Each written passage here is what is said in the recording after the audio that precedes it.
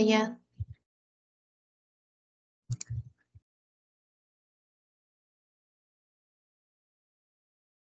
¿Sí se logra ver? Me confirma. Y para comenzar con hipertensión.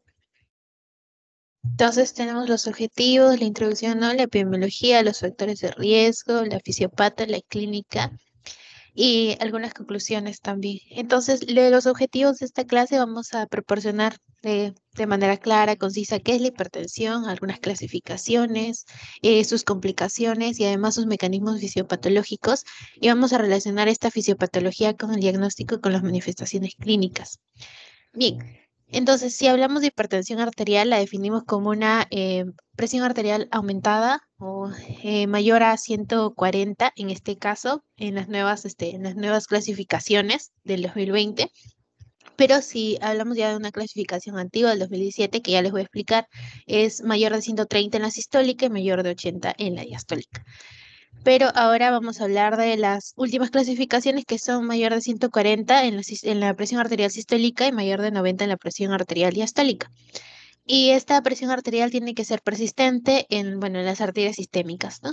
Entonces vamos a dividir la hipertensión en una hipertensión primaria o una hipertensión secundaria. En la hipertensión primaria, el 95% de los casos es debido a esta y no hay una causa subyacente, no hay una razón en sí, sino que más que todo es una combinación de los factores de riesgo, una combinación ambiental y además genética de las personas. En cambio, en la hipertensión secundaria vamos a ir a tener menores cantidades de casos, un 5% mayormente, más o menos, pero es de acuerdo a una causa que existe, una causa previa. Por ejemplo, el aldosteronismo primario. A ver, chicos, para participar, ¿qué tiene que ver el aldosteronismo? ¿Qué es el aldosteronismo? Bueno, un aumento, ¿no? De la hormona que es la aldosterona. ¿Qué tiene que ver esto en la hipertensión, como una causa de hipertensión? Abran los micros y ahí yo los escucho. O escriban.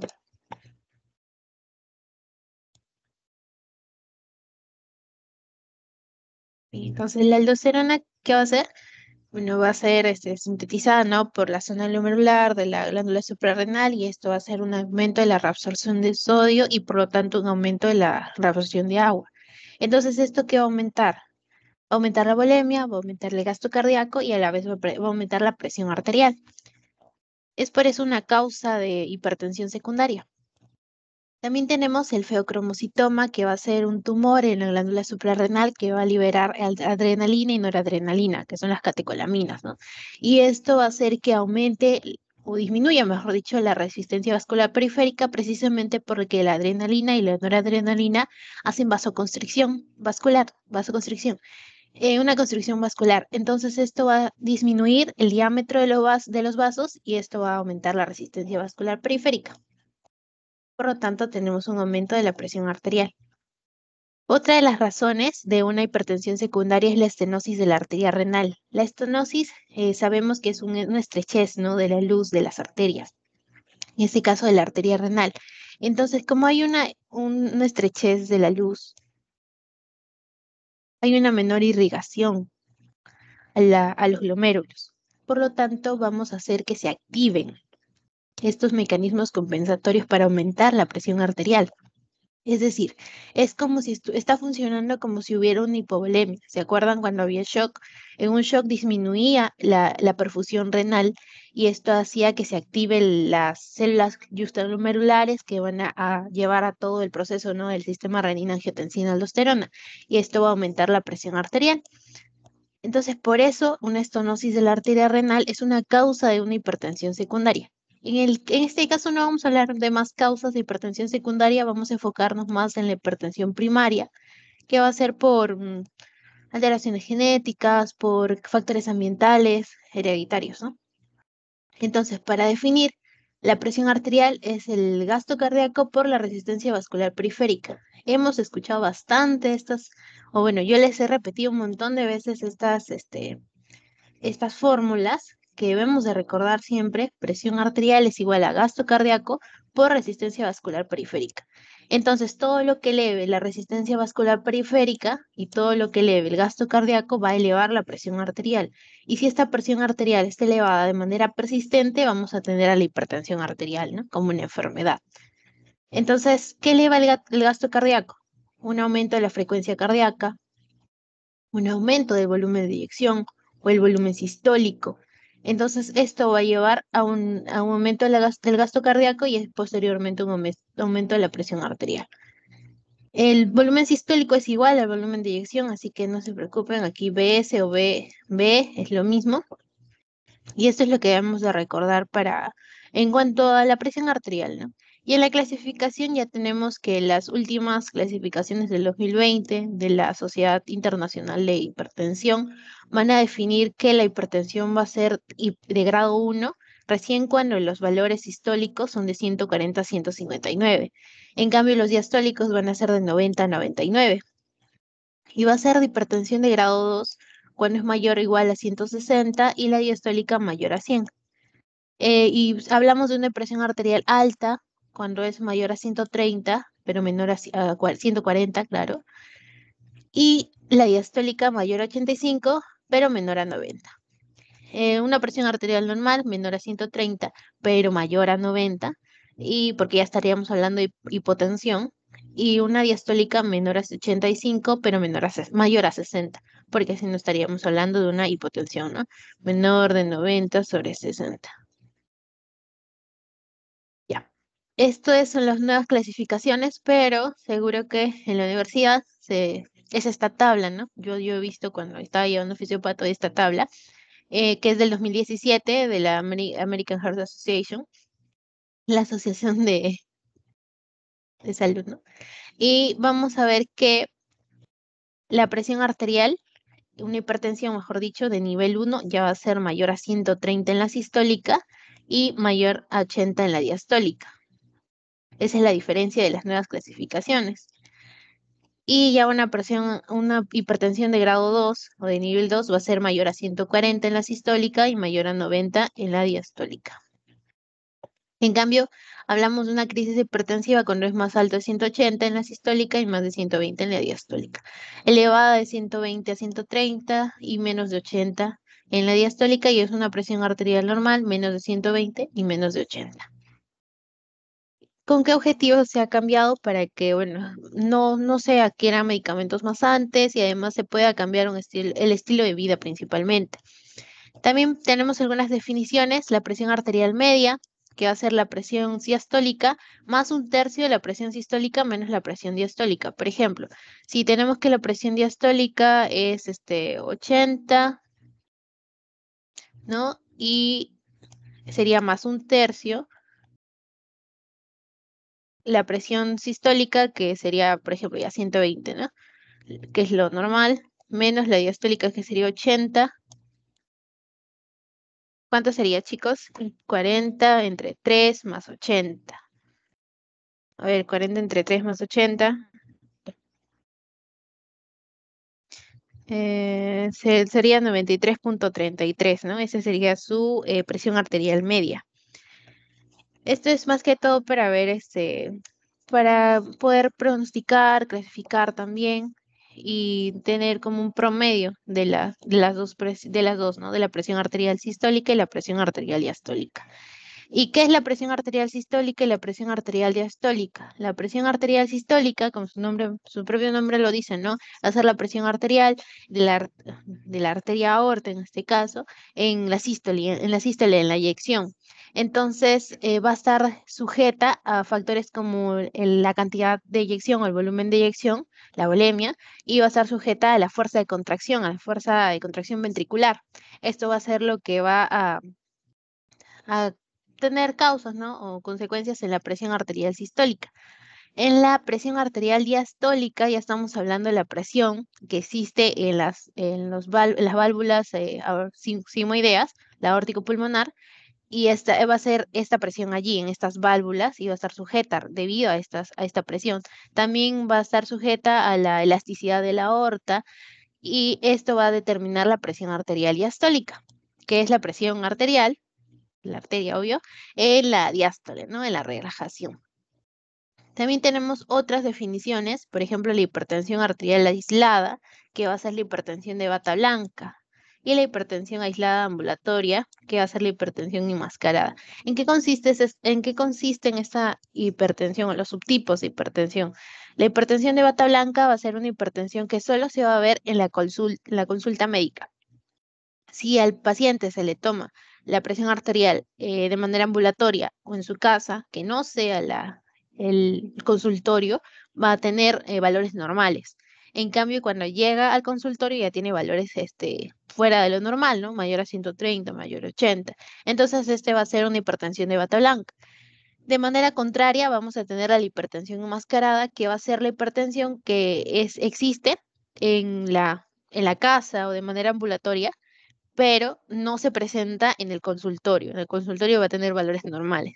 Muy raro, ¿no? Pero esa es la hipertensión de bata blanca y la hipertensión enmascarada. Y es precisamente por eso que en el diagnóstico vamos a querer que al menos una vez se tome la presión arterial en su casa o de manera ambulatoria. Y aquí tenemos algunas guías, ¿no? De los valores normales y cómo podemos diagnosticar hipertensión ya de manera ambulatoria o en la casa o en el consultorio, ¿no? Por ejemplo, en el consultorio mayor a 140/90, de manera ambulatoria si es de día, mayor a 135 y mayor a 80 en la diastólica, y si es de noche, mayor a 120/70 en la diastólica, y por ejemplo de 24 horas, que es lo que se quiere para llevar un diagnóstico más preciso, ¿no? En mayor a 130 y mayor a 80. Y en la casa no hay ninguna división por días, o sea, por horas, mejor dicho. Y si es que en cualquier hora del día tiene una presión arterial mayor a 135 y mayor a 85, ya estamos hablando de hipertensión.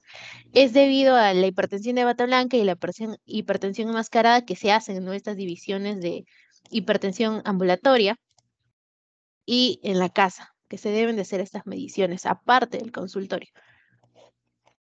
Bien, ¿hasta ahí alguna duda, chicos? En cuanto a definiciones, clasificaciones, o todo queda claro. Pónganme un like, por favor.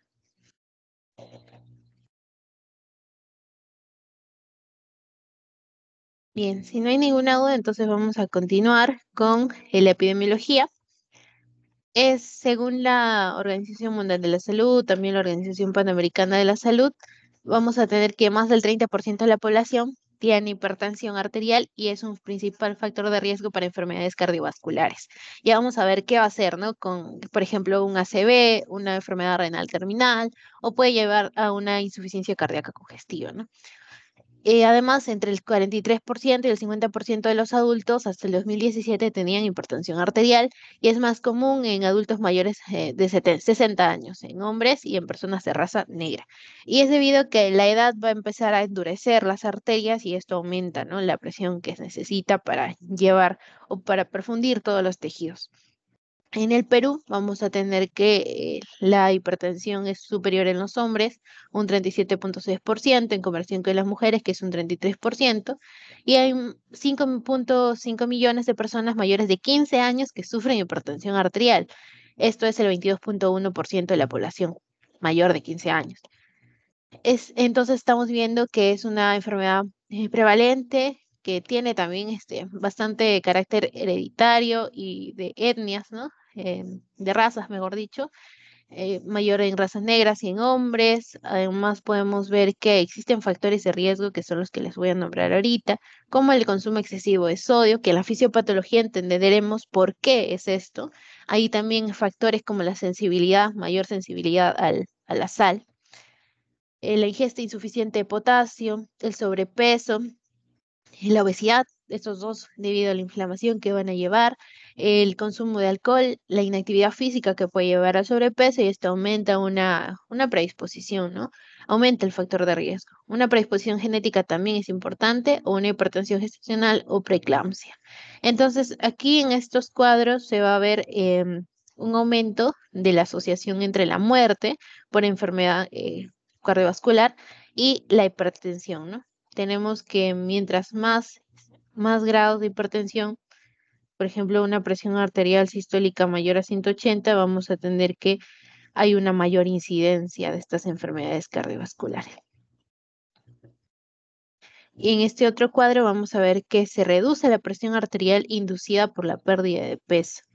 Aquí se ven la pérdida de peso, si es mayor a 9,5, vamos a tener que también disminuye la presión arterial. Ya, ahora sí la fisiopatología. Primero, tenemos puntos importantes que resaltar aquí, que es los mecanismos que van a ser compensatorios ante el aumento o la disminución de la presión arterial. A ver, acá tenemos una pregunta que dice, ¿por qué la hipertensión, como el aldosteronismo primario, se da en hipertensión secundaria?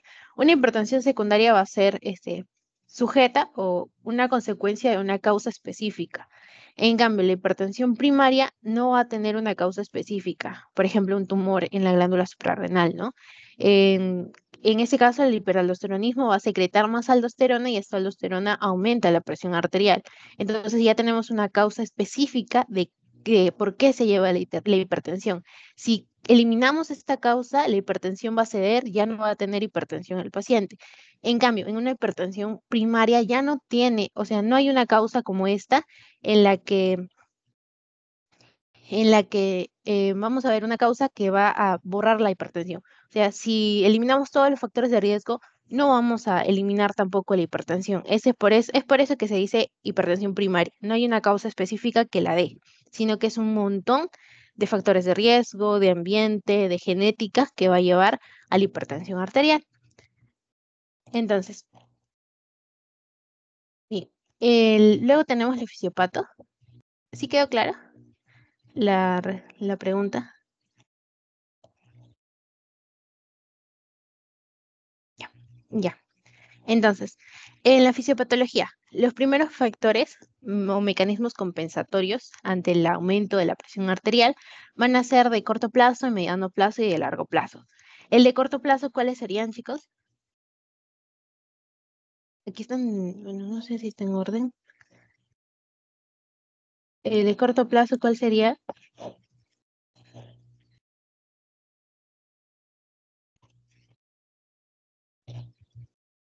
Nos abran sus micros, digan.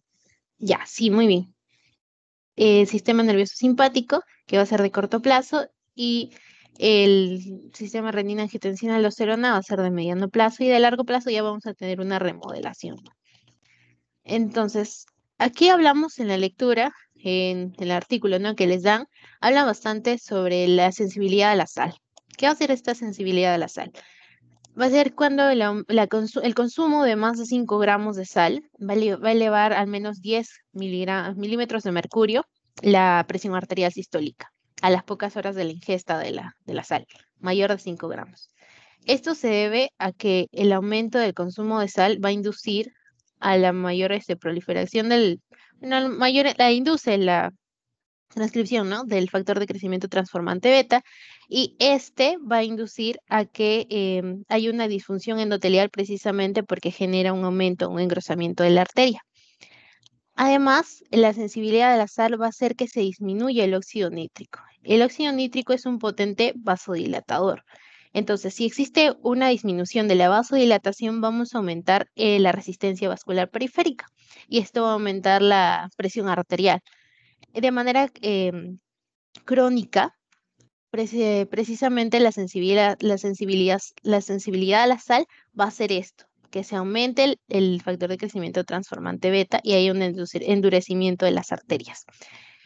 Pero existe también una sensibilidad a la sal que no es crónica, que es más que todo por factores genéticos y hereditarios, que hacen lo mismo, aumentan este factor, pero disminuyen el óxido nítrico, pero también se habla de que cuando existe un consumo de sal excesivo de manera crónica, los factores o las causas son las mismas. El aumento de este factor de crecimiento y la disminución del óxido nítrico.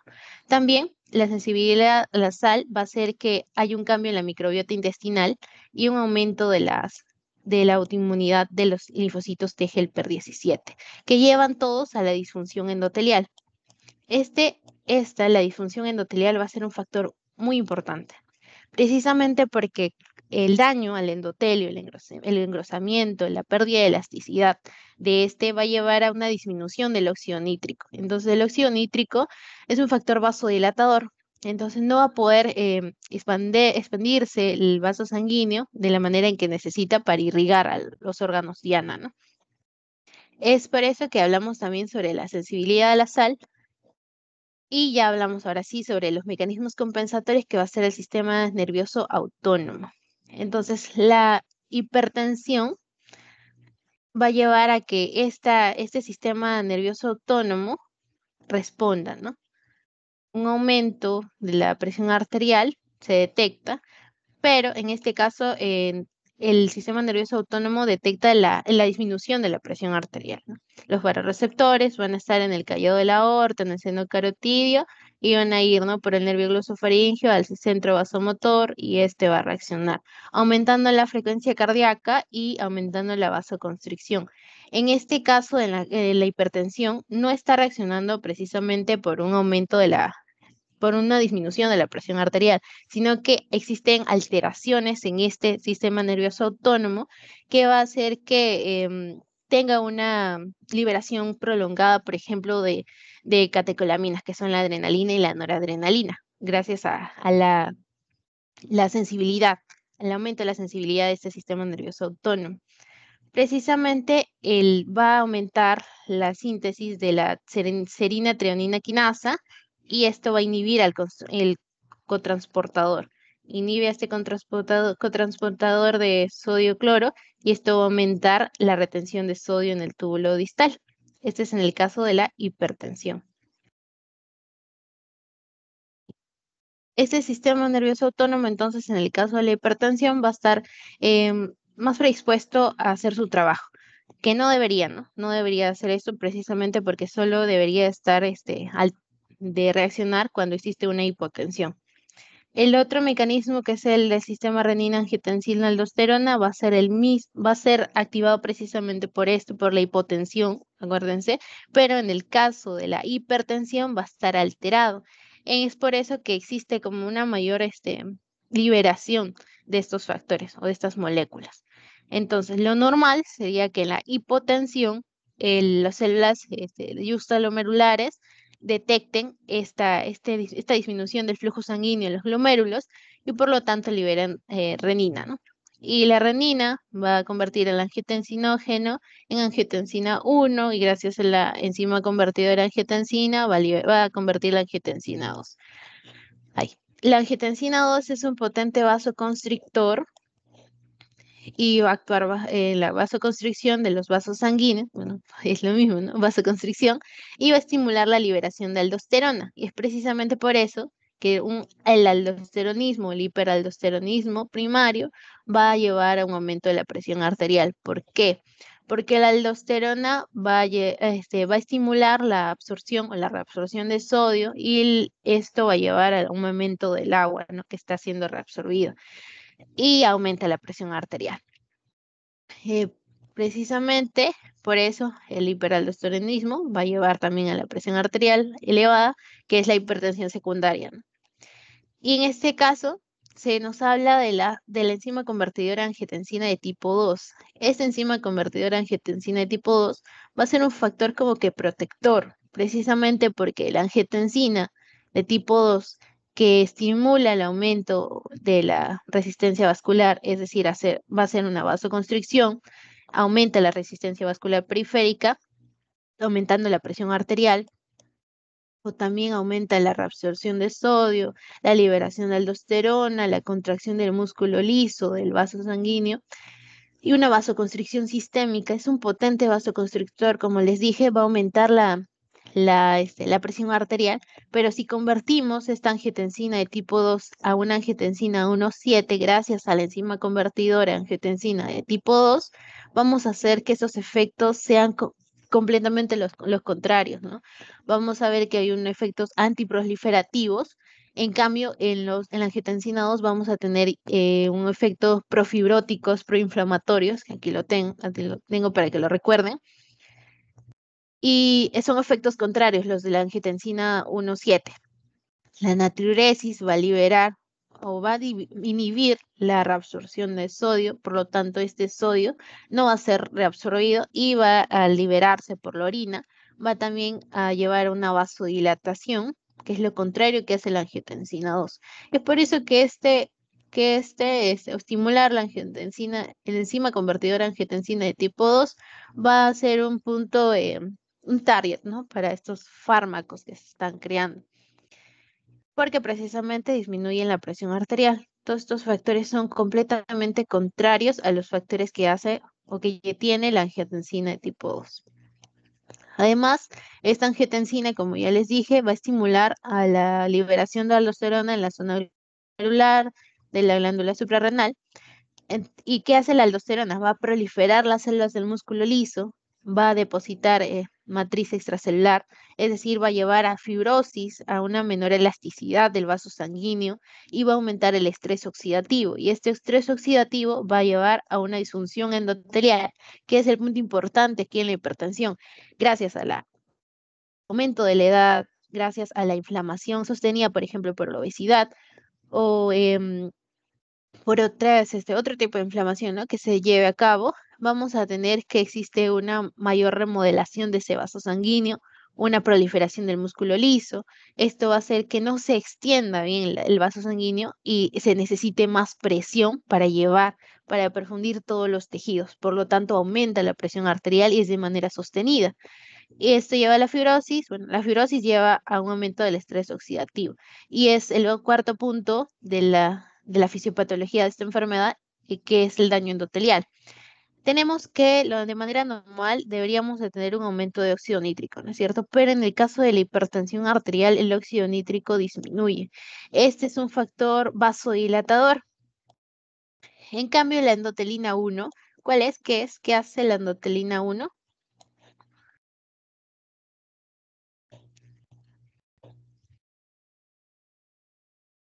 ¿Un ¿Qué vasoconstricción? hace? Vasoconstricción, muy bien. Es un potente también vasoconstrictor, no tanto como la angiotensina 2, pero es un vasoconstrictor. Entonces, en casos de hipertensión, vamos a ver que aumenta la endotelina 1, entonces aumenta la contracción, la vasoconstricción, y esto aumenta la resistencia vascular periférica y aún hay una persistencia del aumento de la presión arterial. Y todo el estrés oxidativo que era por la aldosterona, por la obesidad, que es un factor de riesgo, ¿qué más? También por estos factores de la sensibilidad a la sal, un aumento de la ingesta de sal de manera crónica va a inducir a que disminuya el óxido nítrico, a que aumente la disfunción endotelial precisamente por un aumento de este factor de crecimiento transformante beta, que es fibrótico. Entonces va a llevar a que el endotelio esté completamente dañado y todos estos factores vasodilatadores ya no se sinteticen y se sintetizan factores vasoconstrictores, como la endotelina 1, disminuye además el óxido nítrico, como ya les dije, ¿no? Por el aumento de la ingesta de sal, por la inflamación, por un daño endotelial, precisamente por estos factores. Entonces, pero nuestro cuerpo también va a liberar otras moléculas que van a tratar de eliminar todo esto, ¿no? Todo de tratar de disminuir la presión arterial, que son los péptidos natriuréticos. Estos péptidos natriuréticos, el ANP, el BNP, el CNP, van a ser estimulados la liberación gracias a la distensión, ¿no? de la aurícula y del ventrículo. La aurícula, el ANP y el ventrículo, el PNP. ¿Estos qué hacen? Hacen natriuresis, estimulan la natriuresis y la diuresis, entonces están disminuyendo, ¿no? El sodio en la sangre, están disminuyendo la volemia, por lo tanto disminuyen la presión arterial, hacen vasodilatación, disminuyen la resistencia vascular periférica y por lo tanto disminuyen la presión arterial. Por eso es importante memorizarse, ¿no? La fórmula, presión arterial, la que es igual, y además inhiben al sistema renina-angiotensina-aldosterona y al sistema nervioso autónomo simpático. Entonces, esto va a hacer que todos estos mecanismos sean contrarrestados. Pero ¿qué pasa? En la obesidad, por ejemplo, se han hecho estudios que en la obesidad estos factores, estos péptidos natriuréticos van a estar disminuidos. Entonces, si no hay factores que protejan el aumento de la presión arterial, vamos a ver que la obesidad por eso también es un factor de riesgo, no solo por la inflamación, sino que también porque disminuyen estos péptidos natriuréticos. Y tenemos también la corina. ¿Qué es la corina? La corina es una enzima que va a convertir el, la ProBNP o ProANP en su forma activa para que puedan llevar a cabo todos sus factores, ¿no? Gracias al que sigue, ¿no? GMP cíclico, esto va a llevar a todas sus funciones, ¿no? Entonces, esta corina va a ser un punto importante también para los fármacos, o sea, un target para que pueda, para un antihipertensivo, ¿no? Estos otros factores, el péptido natriurético, y vamos a seguir hablando de la inflamación y qué es lo que lleva a cabo. Las citoquinas, gracias a la inflamación, y las metaloproteinasas. ¿Qué hacen? Las citoquinas, como ya les dije, engrosan la íntima arterial. Esto va a disminuir la luz del vaso sanguíneo y por lo tanto va a aumentar la resistencia vascular periférica y esto a su vez aumenta la presión arterial. Además, aumentan la síntesis local de angiotensinógeno y angiotensina 2. ¿Y qué hacían estos factores? Disfunción endotelial, efectos profibróticos y proinflamatorios. Entonces, si hay un aumento de estos factores lesivos del endotelio y de todo el vaso sanguíneo, vamos a ver que existe inflamación sostenida, menor síntesis de óxido nítrico y a la vez disminución de la luz vascular, lo que va a aumentar la presión arterial. Además, las metaloproteinasas, debido a las células inflamatorias que están viniendo, por las citoquinas, ¿no? Que llaman, que son quimiotácticas, hacen que se infiltren más células inmunes y estos llevan a la apoptosis del endotelio y mejoran la síntesis de colágeno. Entonces están endureciendo más las arterias y este endurecimiento y la disfunción endotelial que se lleva a cabo va a llevar a un aumento sostenido de la presión arterial. Entonces, para hablar de la fisiopatología tenemos que resaltar bastante la disfunción endotelial que existe, no solo por la edad, sino también, por ejemplo, por la obesidad, por la sensibilidad, el aumento de la ingesta de la sal, por un aumento de este sistema nervioso autónomo, una mayor sensibilidad, se podría decir.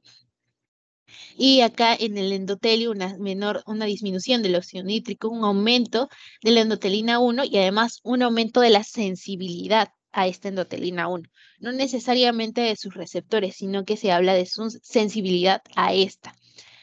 Y una disminución, por ejemplo, de los péptidos natriuréticos debido a la obesidad. Entonces, todos estos factores que existe un desequilibrio entre los factores protectores y los factores lesivos va a llevar a cabo la hipertensión arterial.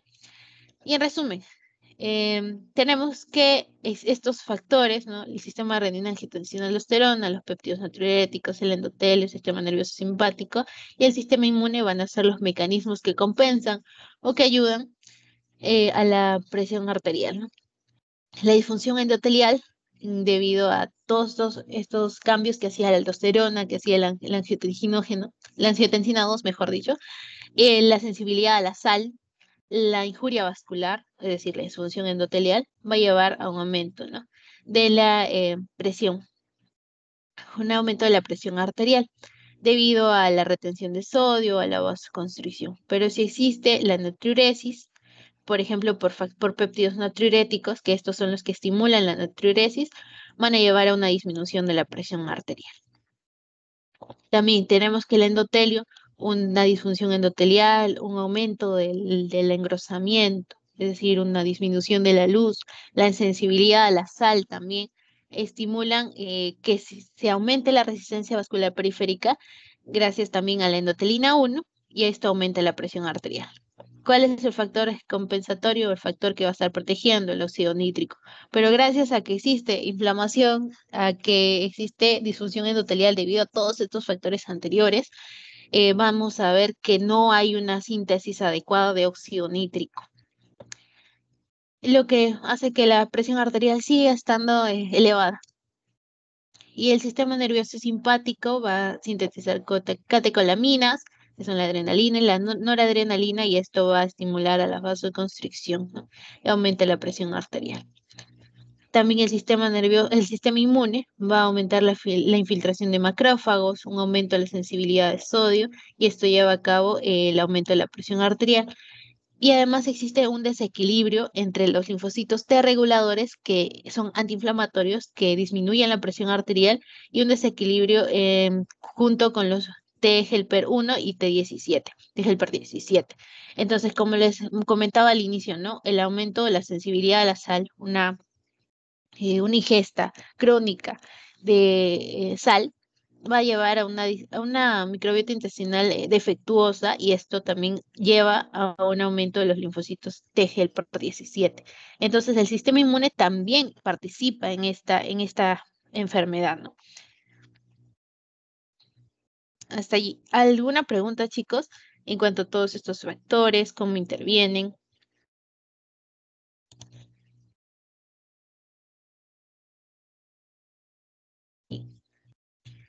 Entonces, si no hay preguntas, vamos a continuar con las complicaciones. ¿Por qué decimos que la hipertensión puede llevar a un accidente cerebrovascular? ¿Qué son las enfermedades cardiovasculares, no? El accidente cerebrovascular, que puede ser isquémico y hemorrágico, la enfermedad arterial coronaria, la insuficiencia cardíaca, la enfermedad arterial periférica y la enfermedad renal terminal. ¿Por qué? Primero, por ejemplo, para la insuficiencia cardíaca. ¿Se acuerdan por qué llevaba esta enfermedad a la insuficiencia cardíaca? La hipertensión lleva a la insuficiencia cardíaca. ¿Por qué?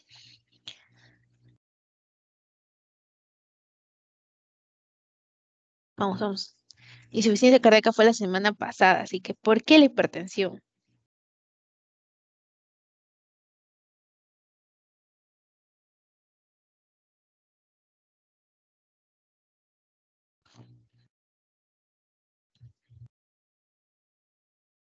Bien, entonces, la hipertensión va a llevar a una disfunción endotelial, claro, y además a que, a ver, les voy a pegar la imagen del corazón, explicarles mejor.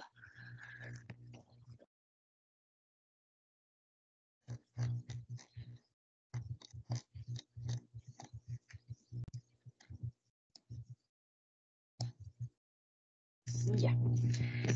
Entonces, la hipertensión va a estar más que todo vista, ¿no? En la presión que existe en la aorta al flujo sanguíneo, a esta eyección que va a haber del ventrículo.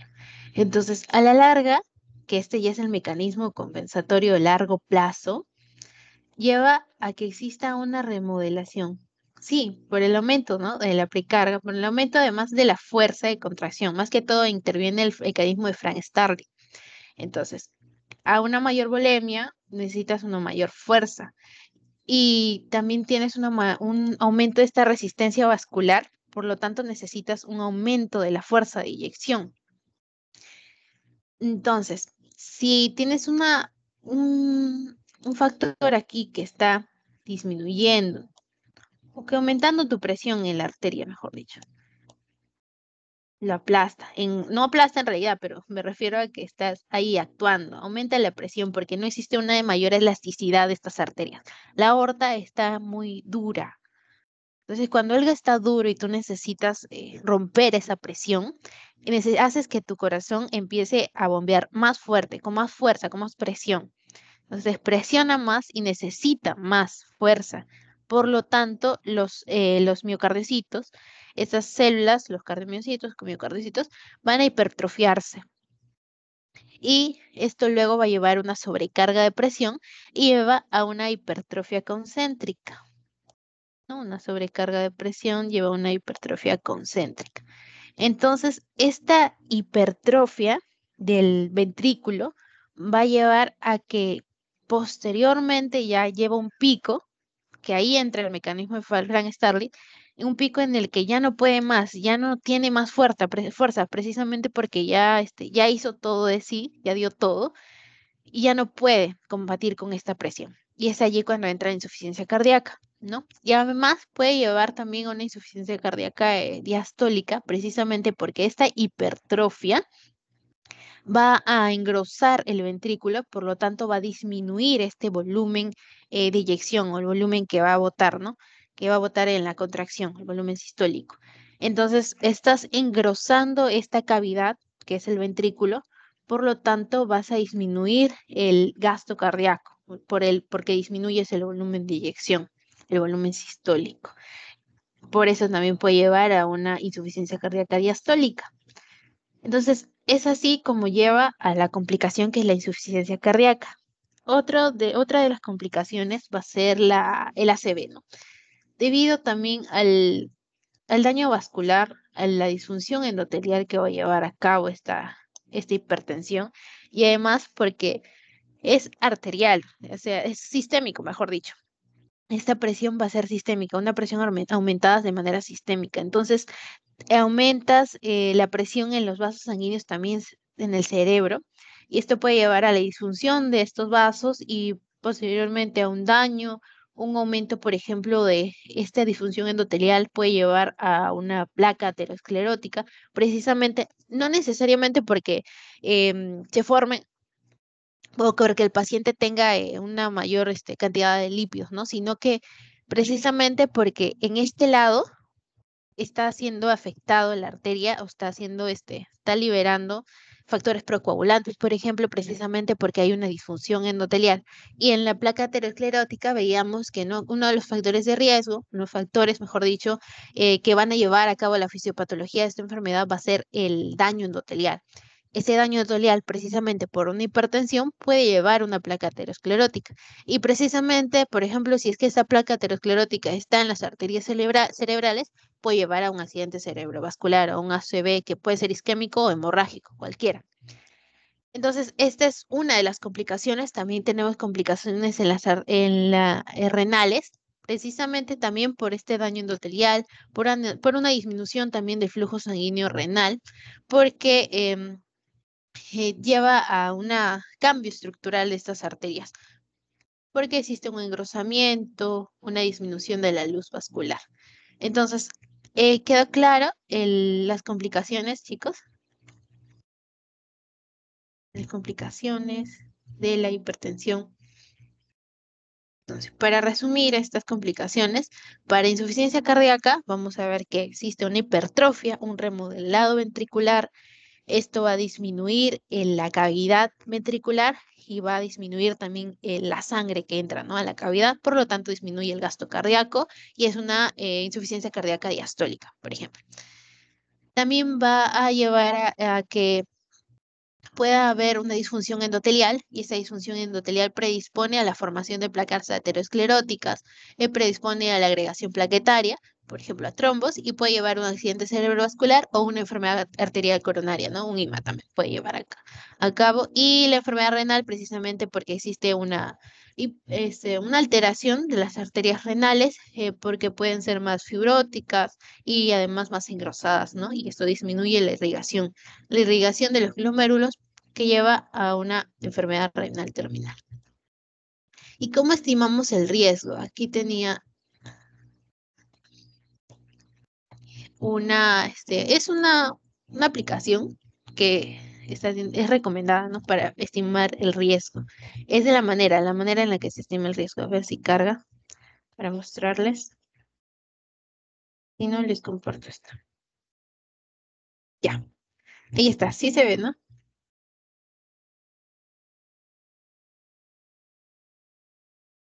Y ya. Edad actual, por ejemplo, te dice, ¿no? Edad actual, sexo, es el American College of Cardiology. Raza, presión arterial sistólica, diastólica, colesterol, el colesterol HDL, precisamente porque puede formar, ¿no?, la placa aterosclerótica por ese daño endotelial y el aumento del colesterol. Colesterol HDL, LDL, antecedentes de diabetes, fumador, si es que hay tratamiento, si toma una estatina, todo esto. Vamos a hacer un ejemplo, ¿ya? Edad actual vamos a tener, por ejemplo, 65 años, que es un factor de riesgo, sexo masculino, raza afroamericana, ¿ya? Solo dice estima hasta los 59 años, entonces vamos a poner 55. Presión arterial sistólica, vamos a ver que es 160, por ejemplo, y valor de la diastólica 110. Colesterol total, aquí pongámosle 130. colesterol HDL 50 y colesterol LDL 80. Antecedentes de diabetes sí, fumador anterior hace unos 5 años ya, de 2,5 a 3,5 años. En tratamiento para la hipertensión, no. Tomo una estatina, no. Solo sobre aterbe con aspirina, no. Listo. Y ya te salió la estimación de riesgo. 15,9% riesgo actual de una enfermedad cardiovascular, un SB, a 10 años. Entonces, el riesgo de por vida va a ser el 69%, el riesgo óptimo de 4,9. ¿Y qué significa esto? Vamos a ver que el riesgo a 10 años se clasifica como riesgo bajo, menor al 5%, riesgo límite del 5 al 7,4 y el riesgo intermedio, que es en el que se encuentra el ejemplo, 15,9, va a estar allí, ¿no? Riesgo intermedio hasta los 10 años. Una probabilidad de que exista esta enfermedad cardiovascular debido a la hipertensión. Y es así como se estima el riesgo de las complicaciones. Vamos a continuar. Ya está. Clínica y diagnóstico. La clínica, no existe una clínica, no es sintomática, mejor dicho. La mayoría de los pacientes se presentan sin signos, sin síntomas, o algunos pueden presentar dolores de cabeza, acúfenos o mareos. Es por eso que existen tantos pacientes que no están diagnosticados precisamente por la clínica, ¿no? No es una clínica que te lleva al doctor o que te preocupe tanto hasta el momento en que ya tienes ya la hipertensión, pues ya muy elevada, ¿no? La presión arterial. ¿Cómo se diagnostica? Con la historia clínica, con el examen físico y con el laboratorio. El diagnóstico en sí va a ser la toma de la presión arterial, unas 3 tomas entre 1 minuto, o sea, el lapso de 1 minuto, ¿no? Tomas una vez, dejas 1 minuto, tomas otra vez y dejas 1 minuto y tomas otra vez.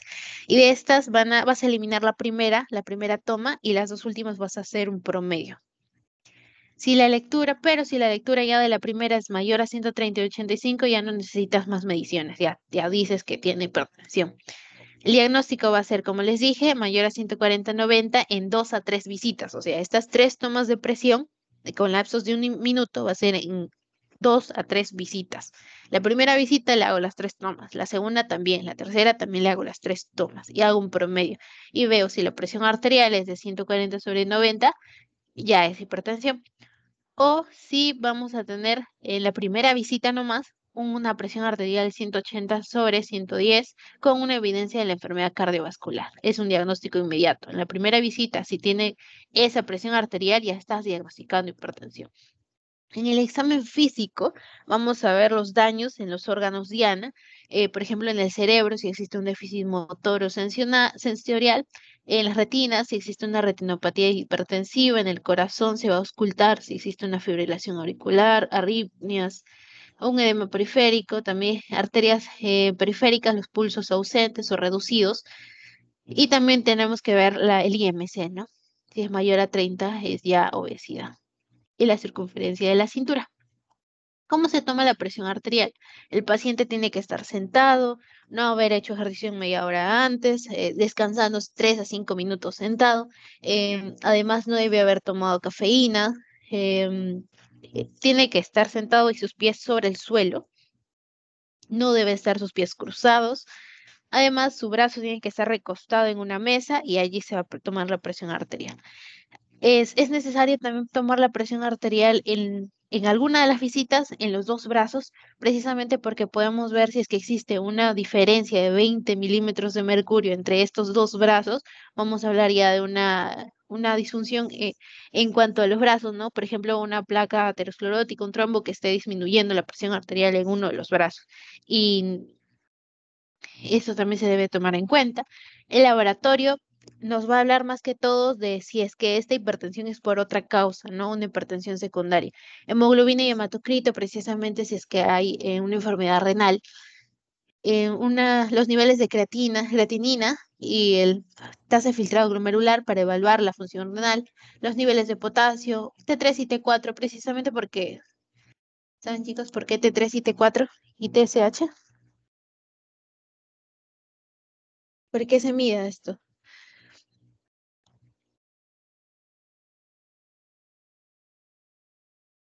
porque puede ser una causa endocrina. El hipertiroidismo puede también causar hipertensión, aumento de la presión arterial. Aldosterona y renina también tienen que ser medidos precisamente por estas enfermedades, ¿no? El feocromocitoma, por el aldosteronismo primario, que va a elevar las catecolaminas, que están más adelante, y la aldosterona y la renina van a ser elevados, ¿no? Por el aldosteronismo primario. El análisis de orina también es necesario precisamente para ver si es que existe ya un daño en los órganos diana, que va a ser el riñón, y la orina de 24 horas para catecolaminas por el feocromocitoma. Los niveles mayor de 2 del límite superior normal va a indicar un feocromocitoma. Esto ya más que todo es para la hipertensión secundaria, porque si no existe bueno, por ejemplo, un caso clínico te dicen, ¿no? Hay un paciente de 65 años, varón, de raza negra, ya tienes todos los factores, además tiene antecedentes de que sus padres han tenido hipertensión. Ya estamos hablando, ¿no? Ya más que todo te inclinas a una hipertensión primaria, porque tienes factores de riesgo, porque tienes un antecedente hereditario. En cambio, si esta paciente no tiene factores de riesgo, o sea, por ejemplo, es de raza blanca, es mujer de veintitantos años y tiene una hipertensión, vamos a inclinarnos a una hipertensión secundaria y es allí cuando vamos a hacer pruebas de laboratorio. Bien, en conclusión, estos mecanismos fisiopatológicos nos van a indicar el diagnóstico, nos van a guiar en el diagnóstico de la hipertensión. Vamos a destacar también la detección temprana de esta enfermedad debido a su prevalencia. Es una enfermedad muy común y además esto va a llevar, una detección temprana va a llevar un manejo adecuado. Y el descubrimiento también de otros objetivos terapéuticos debido a la fisiopatología que les he explicado. Bien, chicos, esta fue la clase. ¿Alguna pregunta en cuanto, por ejemplo, al diagnóstico, la clínica, las complicaciones? Sino para que hagan ya su quiz. Son preguntas sencillas para marcar. Lean bien. Hay un caso clínico. Mayormente son asintomáticas, sí, precisamente porque la presión arterial a veces es bastante compensada, o sea, si es que existe poco tiempo, va a ser compensada. En cambio, ahí gracias por esa pregunta, porque la hipertensión secundaria nos va a inclinar precisamente cuando esta sintomatología es exagerada y no corresponde a la progresión normal de una hipertensión. O sea, la hipertensión debería hacerte daños en los órganos ya después de muchos años. En cambio, la hipertensión secundaria, vamos a tener que estos síntomas van a ser exagerados en poco tiempo. Por eso, la sintomatología nos va a inclinar a una hipertensión primaria o una hipertensión secundaria. Que, a ver, la otra pregunta, ¿qué trastornos funcionales se dan en los daños de los órganos blancos? Por ejemplo, el aumento de la presión arterial, la hipertensión, claro, va a llevar a una enfermedad renal terminal debido a los factores que les comenté, ¿no? Una disfunción endotelial, un aumento del engrosamiento del vaso sanguíneo, o puede llevar también, el otro órgano de Ana es el cerebro, un ACV isquémico, un ACV hemorrágico, y el otro órgano es el corazón, ¿no? La insuficiencia cardíaca. Entonces, las complicaciones van a ser los daños en los órganos diana. Lo que les expliqué de complicaciones son los daños en los órganos diana, pero ya muchos años de tener hipertensión. No sé si respondí sus preguntas. A ver, me confirman, chicos. En cambios laboratoriales, ¿qué veríamos en la hipertensión? No, si no hay causa, si no es una hipertensión secundaria, no hay cambios en laboratorio. Solo si es hipertensión secundaria, allí sí. Ya se ven cambios de laboratorio cuando están dañando los órganos. Tienes una disminución de la tasa de filtrado glomerular porque ya tienes daño en el riñón, ya es cuando la hipertensión ya está muy avanzada, o sea, cuando ya tuvo muchos años de hipertensión. O ves, por ejemplo, factores de la insuficiencia cardíaca, el ProBNP, lo ves elevado en el laboratorio, pero no precisamente por la hipertensión, sino por las complicaciones a las que lleva la hipertensión. Los péptidos natriuréticos se ven elevados en la hipertensión o disminuidos. Disminuidos precisamente porque estos son factores como protectores, ¿no? Es más que todo en la obesidad. En la obesidad, disminución. Y esto lleva a la hipertensión, ¿no? pero varía dependiendo de la complicación. Claro, varía dependiendo. Si fuera un hiperaldosteronismo, tendríamos aldosterona elevado. Si fuera un feocromocitoma, tendríamos las reninas, digo, las catecolaminas elevadas, dependiendo de los factores de la hipertensión secundaria, o sea, de la causa. ¿Sí?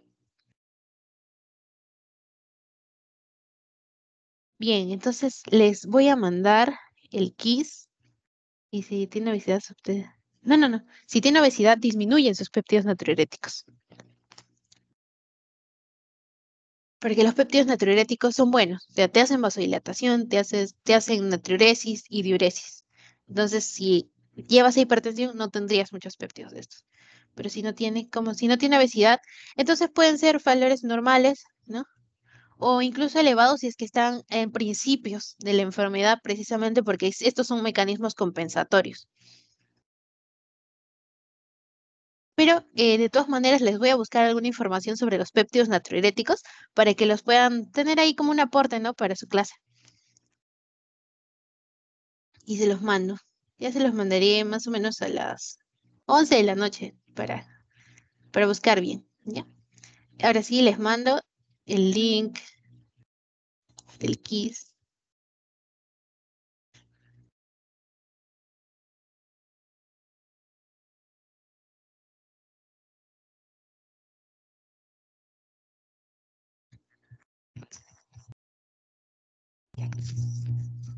Dice, chicos.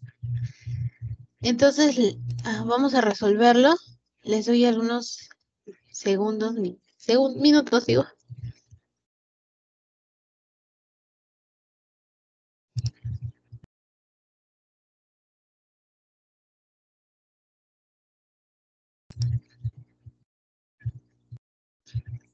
Gráficos en sí no tengo precisamente porque en la lectura sí está escrito, ¿no? Tal cual. Eh, pero voy a ver si los busco y ahí se los mando al grupo del repaso. Ahí, estamos esperando a ver si participen, chicos, en el quiz. Es sencillo. Los busco y se los mando.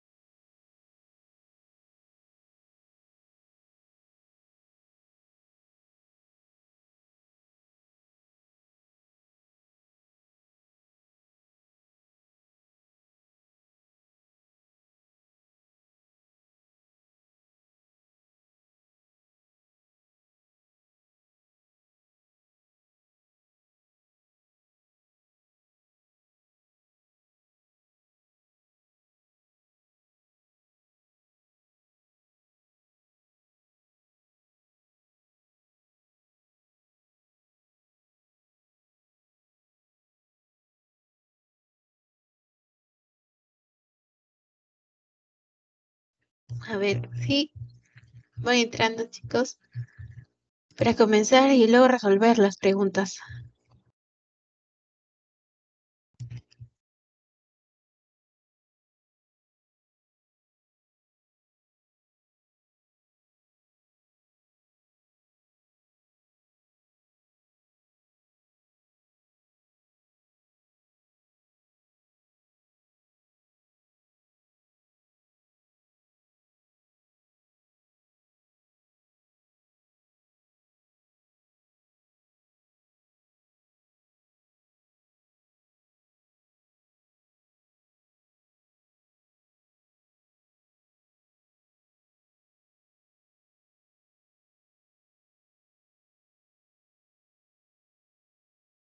A ver, ya, vamos a comenzar ya. Empezar, así.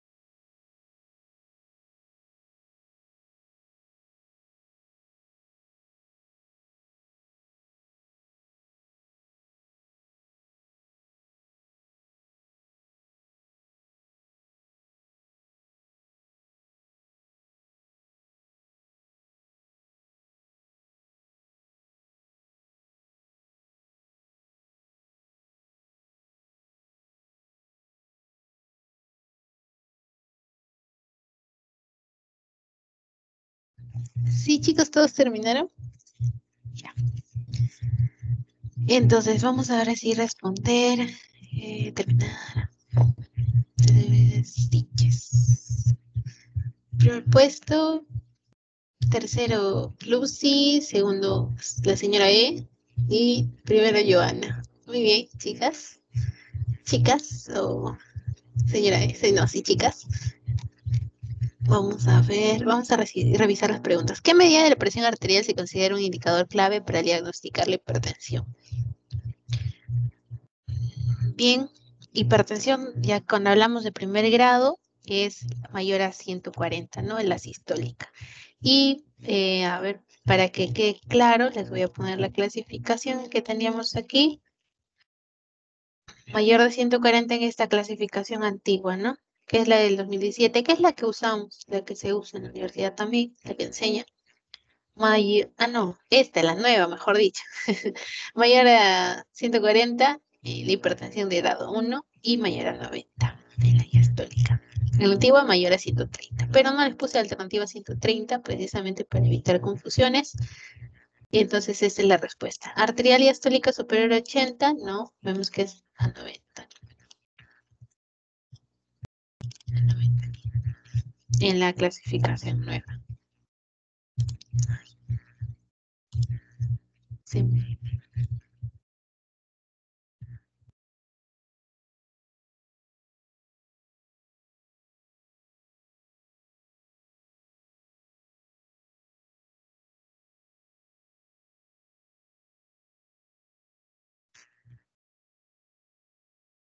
Ahora sí. La siguiente, ¿cuál es la causa principal de hipertensión secundaria? Enfermedades renales y consumo excesivo de cafeína. No, porque este ya va a ser un factor más que todo ambiental y que ya sería de una hipertensión primaria. Todos los factores ambientales con la herencia van a indicarte una hipertensión primaria. Secundaria van a ser ya enfermedades, que van a predisponer, ¿no? Enfermedad renal, precisamente porque ya no existe una regulación normal de la presión arterial.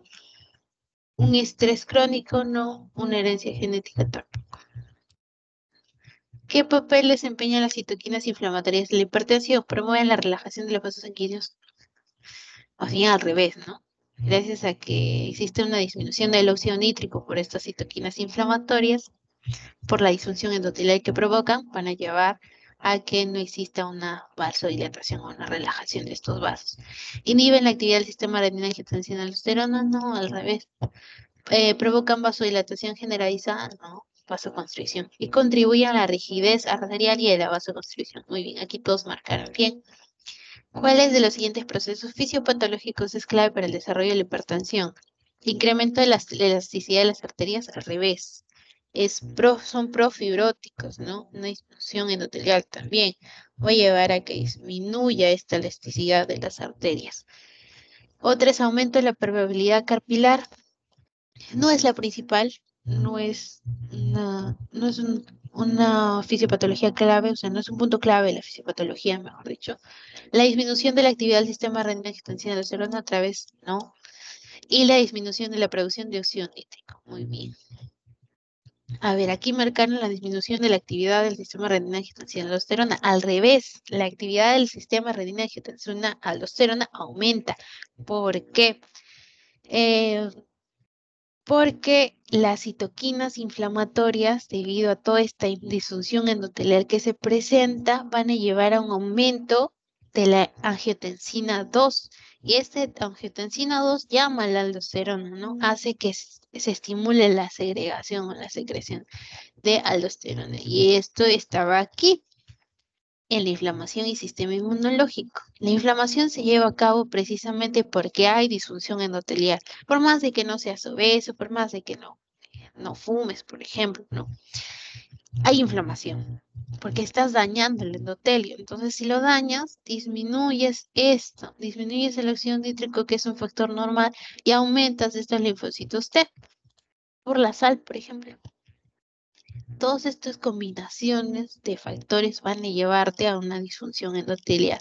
Y esta disfunción endotelial te lleva a una inflamación, a la liberación de citoquinas que van a aumentar la síntesis local de angiotensina 2. Y esta angiotensina 2 va a llevar a que se libere aldosterona y esta aldosterona, este es todo el sistema renina-angiotensina-aldosterona, ¿no? Por eso es que en esta pregunta no estimula la disminución, sino el aumento o la activación ya del sistema renina-angiotensina-aldosterona. Y la disminución del óxido nítrico sí, porque es un factor vasodilatador y no tenemos vasodilatación aquí. Este sí les dejé más tiempo. Hace 16 segundos lo han respondido. Muy bien, chicos. María, una mujer de 45 años, ya, acude a su médico de familia para un chequeo de rutina. No tiene antecedentes médicos significativos, ya no tiene una enfermedad, pero su madre fue diagnosticada por hipertensión arterial a una edad temprana. María no ha experimentado síntomas específicos, es asintomática, ¿no? Pero se ha sentido un poco más cansada de lo habitual últimamente. Durante el examen físico se encuentra que María tiene una presión arterial de 155 sobre 125, o sea, ya lo estamos clasificando como una hipertensión arterial de tipo 1 y una frecuencia cardíaca de 78 latidos por minuto, lo normal, un IMC de 26, es más de 30 es cuando ya hablamos de obesidad, está más o menos creo que un sobrepeso y no se observan otros hallazgos anormales en el examen físico. ¿Cuál de las siguientes pruebas de laboratorio sería más útil para descartar una forma secundaria de hipertensión? Aquí todos han marcado muy bien y es la aldosterona plasmática y la renina sérica.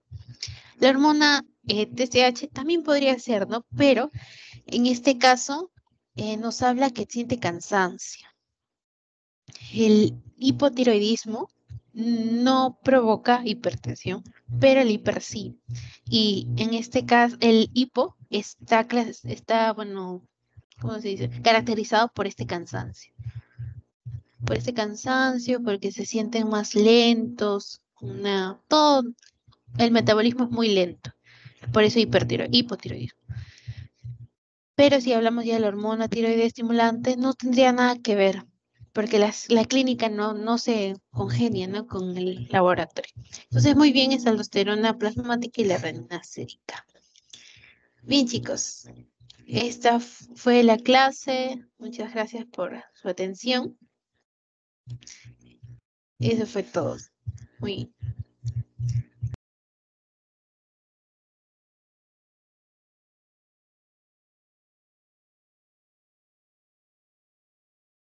Hasta luego, chicos, nos vemos.